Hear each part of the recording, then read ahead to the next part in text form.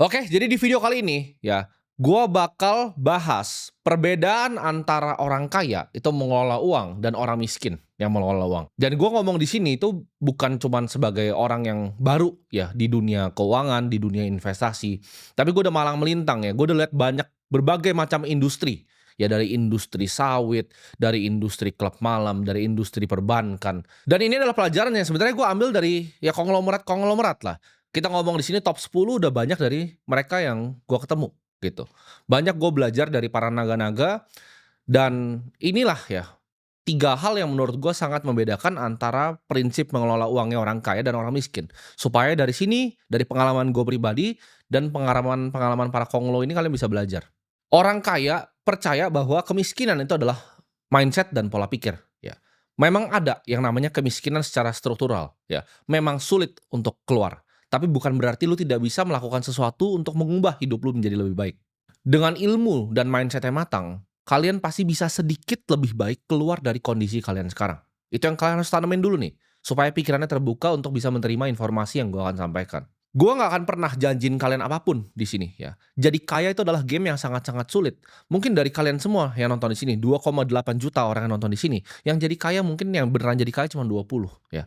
Tapi gue percaya kalau kalian fokus, kalian disiplin, kalian dengerin apa kata-kata yang keluar dari mulut gue, hidup kalian akan sedikit lebih baik, ya. Gue nggak ngomong kalian bisa jadi kaya raya, ya. Tapi hidup kalian jadi lebih baik itu pasti, ya. Bukan dalam 1 sama 2 tahun, tapi dalam 20 tahun kalian hidup, ya, hidup kalian pasti jadi lebih baik. Nah, ini perbedaan yang paling fundamental pertama, ya, dari orang kaya dan juga orang miskin, ya. Karena gue juga punya kenalan orang yang miskin, gitu loh. Yang kerja sama gue ada yang masih golongannya miskin. Jadi gue suka sama ngobrol gitu, gue survei, kadang gue biasa ngobrol sama satpam juga, kadang gue ngobrol dengan konglomerat. Ya, ini perbedaan yang paling fundamental menurut gue. Orang kaya itu investasi, orang miskin tuh fokusnya konsumsi. Jadi fokus tujuan hidup dari uangnya itu udah berbeda. Orang miskin tuh fokus ya kan dia kerja, ya kan dapat gaji, bayar cicilan, bayar tagihan. Habis itu sisanya apa? Ayo kita konsumsi. Pokoknya dia gajian ya, dia bayarin tagihan habis itu. Terus dia konsumsi habis itu. Uang itu cepat banget keluar dari orang miskin. Begitu uang datang nih, misalnya gaji 4 juta datang, sep, bayar tagihan, segini segini segini segini, sisa ada 400 ribu terakhir, ah ini pakai nonton bioskop sama pacaran sama cewek. Atau misalnya ada 200 ribu terakhir, ah ini beli kaos sama beli sepatu satu. Orang miskin tuh selalu nganggep uang itu sebagai hal yang harus dikeluarkan secara cepat. Jadi mereka nggak pernah ngerasain uang tuh ada di tangan mereka. Gaji itu langsung hilang, bayar-bayar sana sini, ada sisa sedikit, mereka tidak pakai untuk investasi. Tapi mereka pakai lagi untuk tadi, untuk validasi, untuk konsumsi. Mereka skeptis banget sama kata-kata yang namanya investasi. Karena orang miskin ini kan kebanyakan bodoh ya. Jadi segmen miskin ini kebanyakan gue sebut arogan, bodoh ya. Tapi banyak juga yang bodoh ini. Akibat kebodohan mereka apa? Mereka tertipu dengan investasi bodong biasanya. Contohnya seperti robot trading. Ditawarin, oh ini ada robot nih bisa 10% sebulan. Orang miskin nih paling percaya hal-hal begitu. Yang nggak kerja, yang mudah, yang gampang. Tapi kalau disuruh, oke investasi ya, ini lu pelajari nih ya, cara perusahaan bekerja tuh seperti ini, laporan keuangan tuh cara bacanya seperti ini, rasio keuangan tuh seperti ini cara bacanya. Mereka aduh susah, ribet, pusing, nggak mau. Tapi ini ada robot nih 10%. Mereka ke robotnya. Mereka kena tipu, uangnya hilang semua, habis itu mereka tidak pernah lagi mau yang namanya investasi. Mereka anggap semua investasi adalah penipuan. Ketika keluar Bitcoin, oh Bitcoin itu scam. Ketika ada properti ini, oh ini pasti scam. Karena dulunya mereka pernah ketipu, karena kebodohan yang mereka punya sendiri, mereka kena iming-iming dari teman, hidupnya jadi berantakan. Orang kaya itu melihat uang itu sebagai benih yang bisa tumbuh. Setiap rupiah yang gua hasilkan dari gua masih kecil, itu gua anggap sebagai benih yang bisa gua tumbuh untuk jadi pohon yang besar di masa depan. Gimana caranya dari uang yang sedikit ini, itu bisa ke depannya bisa jadi gunung, ya, bisa jadi uang yang menghasilkan uang lagi. Bukan uang ini gua habiskan untuk beli sepatu. Orang kaya itu fokus ke pertumbuhan aset yang mereka miliki, bukan barang yang mereka miliki.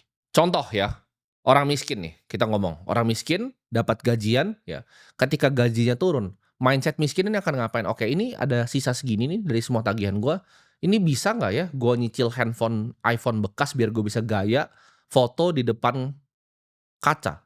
Atau untuk gua pamerin di rekan-rekan kantor gua ya. Dari misalnya 400, 500 ribu sebulan yang gue sisihkan, apakah ini bisa gue pakai untuk bahkan cicil handphone bekas? Kalau orang dengan mindset kaya, ya, mereka punya pikiran yang berbeda. Oh, dari 400 sama 500 ribu ini, apa yang bisa saya lakukan? Dibanding saya beli handphone, bisakah saya punya kepemilikan dari perusahaan iPhone-nya? Apple-nya bisa nggak ya saya beli sahamnya? Kenapa saya harus beli iPhone bekas? Kenapa saya nggak punya kepemilikan kecil dari Apple? Nah, itu udah fundamental pemikiran yang sangat-sangat berbeda. Orang miskin itu sangat-sangat konsumtif, orang kaya itu tahan sama yang namanya godaan. Mereka bisa menunda yang namanya kesenangan. Ingat, bangun aset dulu, gaya hidup itu nanti, ya ketika sudah punya cukup. Kenapa gue bilang orang kaya itu fokus membangun aset? Dari kecil ya kan, gue waktu itu lihat Warren Buffett, dia mendapatkan dividen dari Coca-Cola itu lebih besar dibanding semua direksinya yang bekerja seumur hidup. Di situ gue tahu, oh, gue bermimpi di situ. Bagaimana ya kalau suatu saat Timothy yang waktu itu masih kecil, masih SMP, dia punya 0,1. Waktu itu impian gue cuma 0,1 dari bank yang paling besar di negara ini. Wah, kayaknya nikmat banget tuh dihitung-hitung kan 0,1. Oh, ini harus berapa puluh juta lembar ya punya sahamnya. Oh, dividen dari segini kalau misalnya 2% atau 3% aja bisa membuahkan segini. Itu mimpi gue dari gue kecil. Gue nggak pernah mimpi mau pamer ke orang, mau pamerin ini, pamerin itu, enggak. Mimpi gue pengen punya 0,1 dari perusahaan yang besar. Orang miskin itu pakai uang sebagai pelarian, gue sebutnya, dalam tekanan hidup.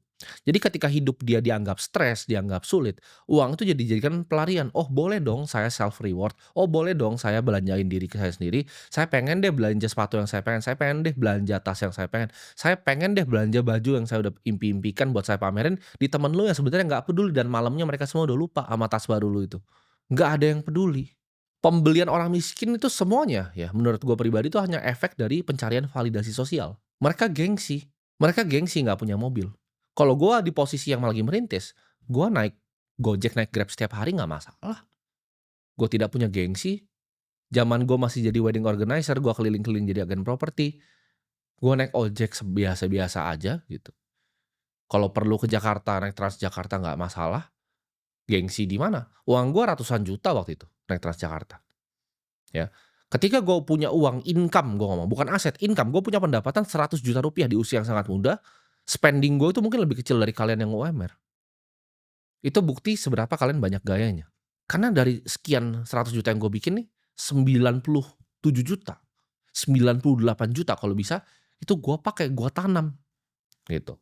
Di investasi, baik itu kepemilikan perusahaan, ya kan, baik itu juga Bitcoin. Gue cari aset yang langka gitu. Kalau sekarang kan udah lebih banyak ya aset-aset gue. Self reward untuk gue pribadi itu adalah ya tadi konsep bayar diri lu sendiri. Ketika lu punya gaji 4 juta, bisa berhasil sisihin 400.000 atau sejuta. Sejuta ini lo harus pakai nih. Untuk apa nih sejuta ini? Jangan sembarangan lu pakai cuma untuk belanja hal-hal yang nggak penting.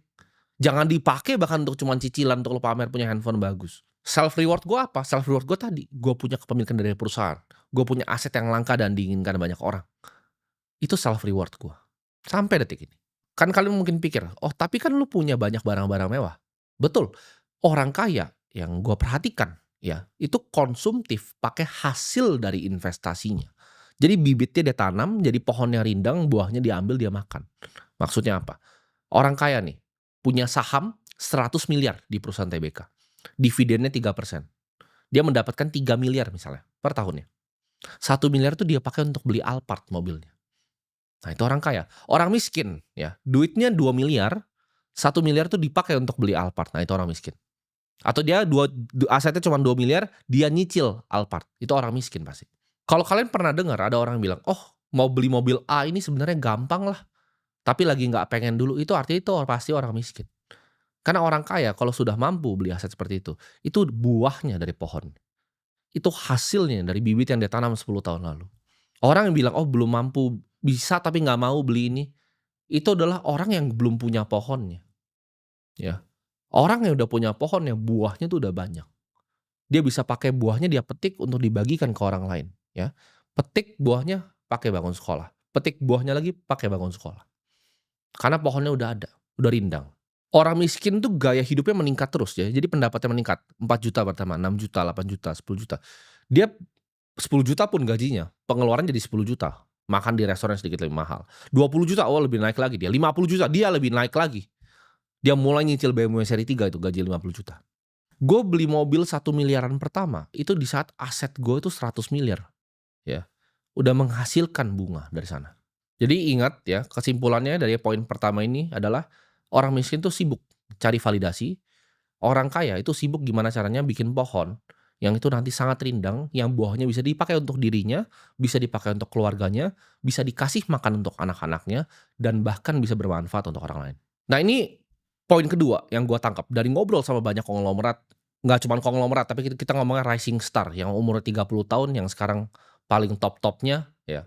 Kalau di 20-an gue belum lihat ada, di 30-an ini udah banyak yang rising star dan sama yang sudah berumur mungkin yang sudah 70, top 5 paling kaya, top 4 paling kaya. Orang kaya itu selalu punya yang namanya rencana. Orang miskin tuh hidup apa adanya. Orang kaya maksudnya apa? Mungkin kalian banyak bingung, "Oh, maksudnya apa nih orang kaya punya rencana?" Orang kaya itu selalu punya visi jangka panjang, hidupnya tuh mau seperti apa.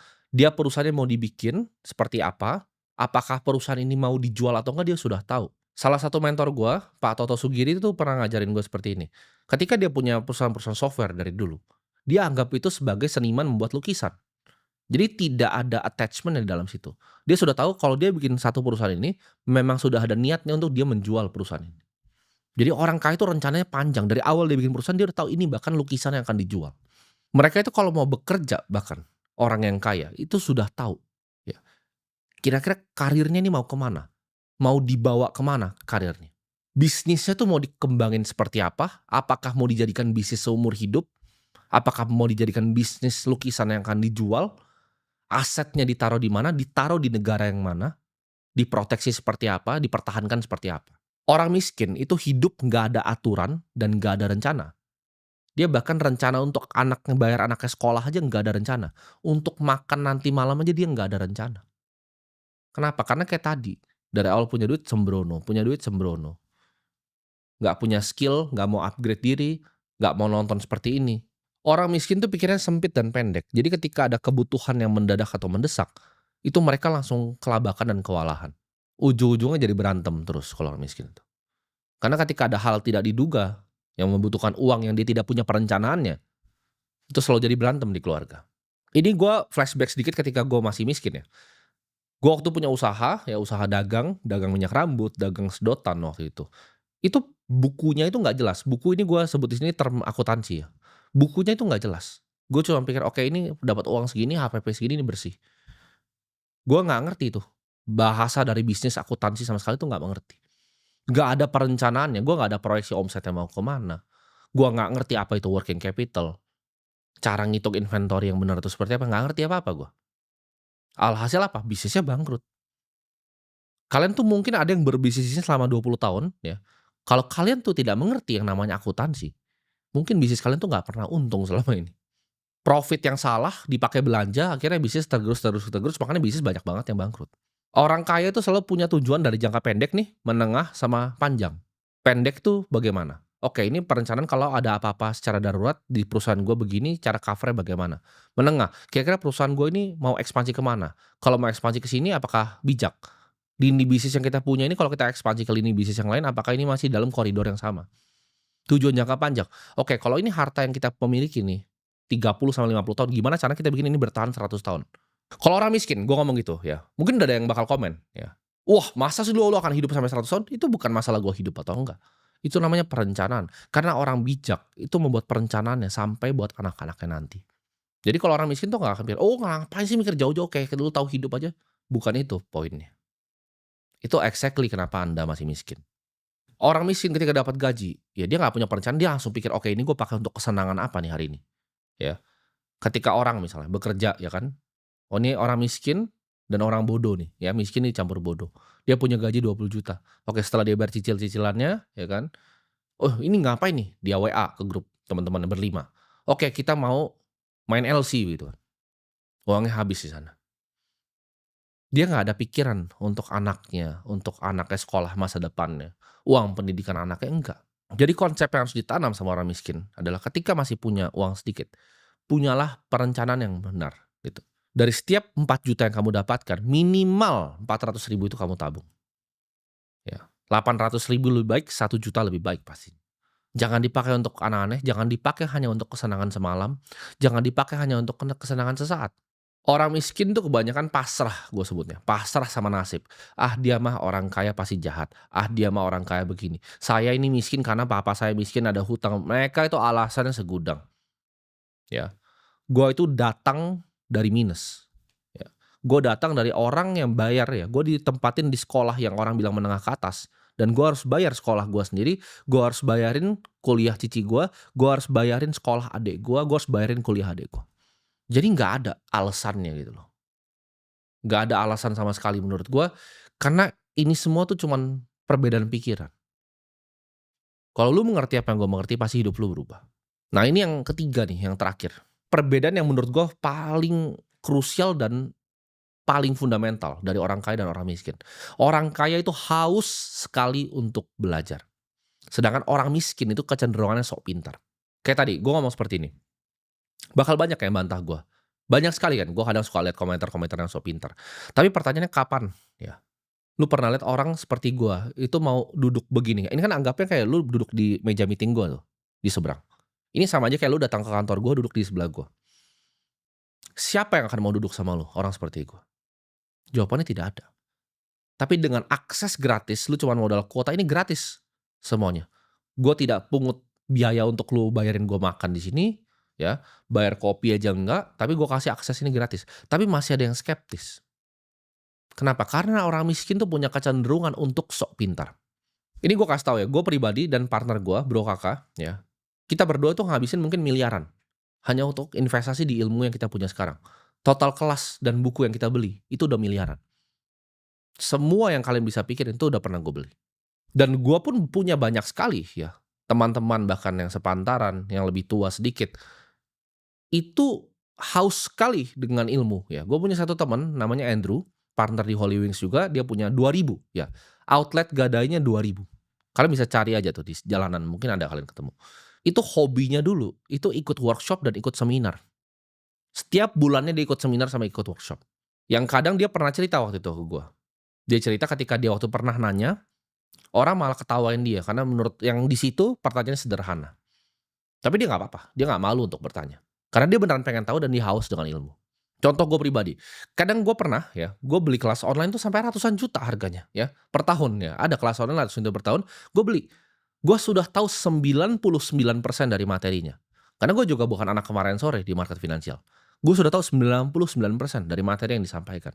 Tapi 1% materi baru, untuk gue bayar 100 juta dari capital gue, sudah worth it untuk gue. Jadi kalian harus paham ini. Bahkan konglomerat-konglomerat, mereka itu pengen belajar sama yang muda-muda. Ya. Bahkan partner-partner gue yang lebih berumur 37, 38, mereka masih mau belajar sama gue, masih mau nanya. Padahal kalau orang lihat di luar, oh mereka banyak pasti lebih tahu dari gue. Tapi mungkin 1 atau 2 hal yang mereka tahu baru dari gue, itu luar biasa untuk mereka. Orang miskin tuh nggak pernah punya pikiran untuk belajar. Ya. Mereka nganggap mereka itu paling pintar, mereka paling tahu semuanya. Nggak ada yang bisa ngasih tahu mereka apapun. Oke, lu kaya cuman karena hoki, lu kaya cuman karena begini. Gue miskin tuh karena keadaan, karena ini struktural. Orang kaya itu nganggap uang tuh sebagai sesuatu yang bisa dikuasai, bukan cuma sekedar hoki. Ketika gue punya teman, punya brand e-commerce, dia juga sama. Dia beli satu workshop 250 juta kemarin di cerita gue. Apa yang didapatkan? Oh banyak tim, dapat ini, dapat ini, dapat ini. Oh gimana ya caranya add value di produknya? Oh gimana ya cara supply chain seperti ini? Mereka itu rela bayar mahal untuk ilmu yang mereka belum kuasai. Contoh, lu punya brand e-commerce, lu omset 100 juta, ada kelas 5 juta, ya. Ngajarin gimana cara lu bikin bisnis lebih efisien, lu bayar 5 juta, lalu bulan depan omset lu jadi 200 juta. Itu 2x return-nya. Lu tidak akan ketemu di financial market seperti itu. Ini kita akan contohin ya, gue contohin langsung di financial market. Ada orang A, ya kita sebut A ini punya uang 500 juta. Dia beli nih, kelas harganya 10 juta. Dari 500 tuh kurang tuh ke 490 ya. Sedangkan ada orang B, sama dia 500 juta. Ini orang miskin nih B nih. Ini punya uang 500 juta. Dia nggak mau, dia nggak mau beli kelas. Dia paling pintar. Ya. Dia investasi, uangnya hilang 250 juta dalam 3 bulan. Ya. Pasti udah ada nih yang nonton di sini yang mengalami hal yang sama. Lu kira lu paling pintar, oh bisa belajar dari YouTube aja, 250 juta uangnya hilang. Sedangkan yang A tadi, uangnya akhirnya jadi 1 miliar karena belajar. Yang satu jadi 1 miliar, yang satu uangnya hilang 250 juta. Cuman nggak mau beli kelas 10 juta dan sok pinter. Kalian bayangin, itu fenomena yang gue lihat di negara ini. Itu yang sangat gue sayangkan. Buffett itu terkenal untuk baca 500 halaman loh sehari, ya. Dia suka baca 500 lembar setiap hari sampai sekarang. Dan dia selalu bilang investasi terpenting yang bisa dilakukan seorang manusia adalah investasi ilmu. Makanya gue bingung sekali, orang Indonesia itu ketika temannya itu pengen upgrade dirinya, datang ke workshop, temannya itu ikut komunitas, temannya itu beli kelas online, itu dikatain di negara ini. Ah, ini kelas online. Bahkan yang bikin kelasnya pun dikatain di negara ini. Contoh ya, Ray Dalio itu punya Bridgewater, dia juga jualan buku informasi. Bukunya nggak murah, 500.000. Itu tidak pernah gue lihat cacian di luar negeri kayak, oh ini dia jualan buku. Ya, mungkin ada lah kalau di TikTok itu kan komentar-komentar dari orang-orang Pakistan tuh mungkin ada. Tapi kalau di Amerika itu tidak ada. Di Singapura tidak ada seperti itu. Di Korea pun tidak ada, di Swiss itu tidak ada hal-hal seperti itu. Itu hanya ada di negara-negara yang sangat berkembang dan isi rakyatnya sangat-sangat bodoh. Karena mereka ini membenci ilmu dan mereka merasa mereka pintar. Ah, orang ini penjual kelas. Ah, orang ini beli kelas. Yang beli dikatain, yang mau ngajar pun dikatain juga. Orang kaya itu lebih fokus beli ilmu. Orang miskin nih ya, itu fokus tadi, beli sepatu untuk dia pamerin di tongkrongan. Orang miskin tuh sibuk untuk mencemooh orang lain yang mau upgrade dirinya. Harvard pun menjual ilmu. Ray Dalio pun punya kelas. Dia punya kelas di satu platform namanya Masterclass, di mana dia mendapatkan royalti tiap kali orang nonton video itu. Tapi apakah dia butuh duitnya? Kita nggak ada yang tahu. Mungkin dia pakai untuk donasi, dia pakai untuk hal-hal yang lain. Tapi kalau di Indonesia begitu bukan hal yang baik gitu, dianggap sebagai hal yang sangat negatif. Kalian tahu nggak, bahkan Warren Buffett tuh juga pembeli kelas. Dia beli kelasnya Dale Carnegie. Jadi Warren Buffett itu belajar public speaking, bisa ngomong seperti di Berkshire itu karena dia ikut kelas bagaimana caranya public speaking. Dari hasil public speaking dia, yang bisa dilakukan adalah apa? Dia bisa influence orang banyak. Bahkan Charlie Munger tuh terkenal, dia adalah pengikut setianya Cialdini, ya, yang bikin buku judulnya Influence kalau kalian tahu. Itu yang mereka lakukan supaya orang nanti percaya juga dengan public persona mereka, percaya dengan track recordnya dan ikut berinvestasi di sahamnya Berkshire Hathaway. Dari hasil dia beli kelas, bahkan dia bilang, itu investasi terbaik yang dia pernah lakukan seumur dia hidup. Kemampuan dia untuk akhirnya jadi bisa public speaker yang baik. Kemiskinan itu kalian harus ingat, itu kadang bukan cuma soal rekening, ya, tapi kemiskinan tuh ada di cara berpikir kalian semua. Jadi kalau kalian pernah mikir seperti itu, "Ah, ini nggak mau investasi ilmu," mungkin karena itulah kalian jadi miskin seumur hidup. Karena itulah kalian nggak pernah bergaul di kumpulannya orang kaya. Jadi, gua akan simpulin secara singkat ya. Yang pertama, orang kaya itu fokusnya investasi bukan konsumsi. Yang kedua, orang kaya itu punya perencanaan. Orang miskin tuh ya hidup ngasal aja, apa adanya. Dan yang ketiga, orang kaya itu investasi di ilmu, mereka haus cari ilmu, sedangkan orang miskin itu sok pintar. Jadi, kenapa gue simplifikasi seperti ini videonya, karena gue pengen ini bisa ditonton sampai 100 tahun ke depan. Karena gue percaya prinsip-prinsip ini sudah dari ratusan yang gue ngobrol sama orang, gue reiterasi sama diri gue sendiri. Cuman 3, ya. Kesimpulan gue memang cuman 3 ini.